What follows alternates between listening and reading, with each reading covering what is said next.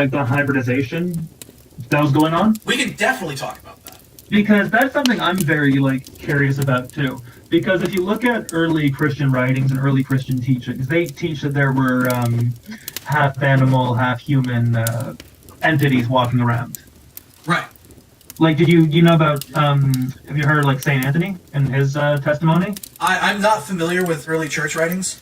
Okay, so this is like 251, still when the church was being persecuted and stuff was going on. Right. And he came across a satyr and a centaur. Okay. And I forget which one it was. But I think the centaur said that it worshipped the same. It said it was Christian, we accept the Son of Man, but the satyr was evil. Right. So I mean, I don't like.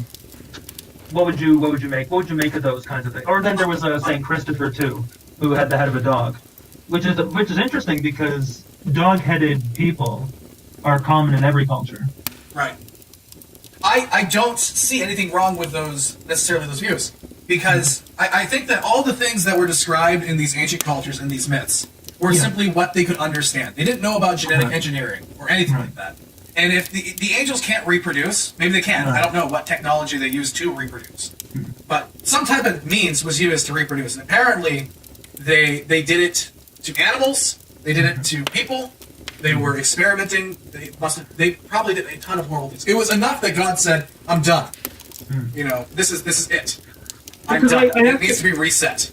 Right. Like, I asked about, like, the centaurs and the dog-headed things, because my question is, like, redemption, and what's the ability to redeem those things that clearly aren't meant to exist, right? Yep. So it would seem that, like, okay.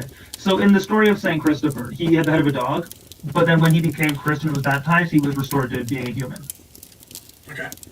So, like, he was a savage and he's kind of barbarian, but then when, like, he came to Christ, he was sort of restored to his full humanity.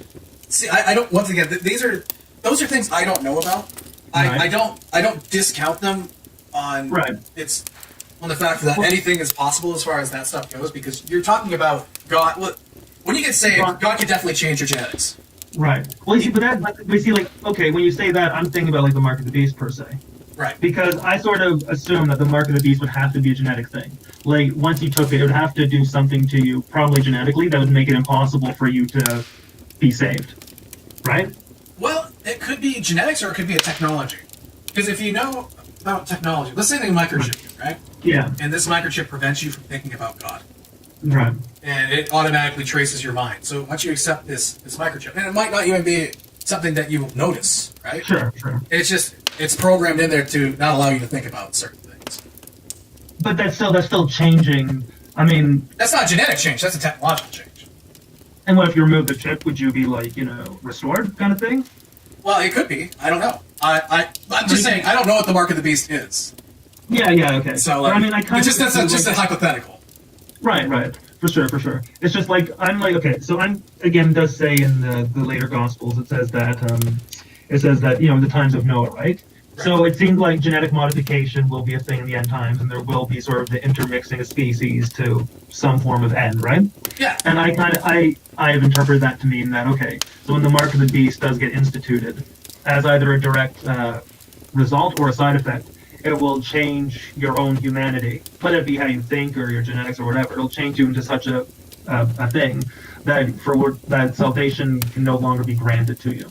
Yeah, I do believe that could be a possibility. Also, just so people know, this is just the front for you guys out there. You might not understand why we're talking about genetics here. It actually does talk about genetics in verse 9. These are the generations of Noah. Noah was a just man and perfect in his generations. How can you be perfect in your generations? How is that your lineage is perfect in generation? Well, the word there for perfect is tamim, which means without blemish, sound, healthy, without spot, or unimpaired. So that means he is unimpaired in his generation. That means his genetics were clean. He was one of the few people left on Earth that had clean genetics and was a righteous person. He was a part of the master race, more or less. Well, he wasn't. That could be as part of the master race. That was a joke. Well, no. I mean, it might be a joke, but it could be actually a thing, because we don't know how some of the other people got here. So, following some theories, there could be other races of people that exist that are not related to Adam. And join into next week to talk about positive Christianity. It'll be a good time.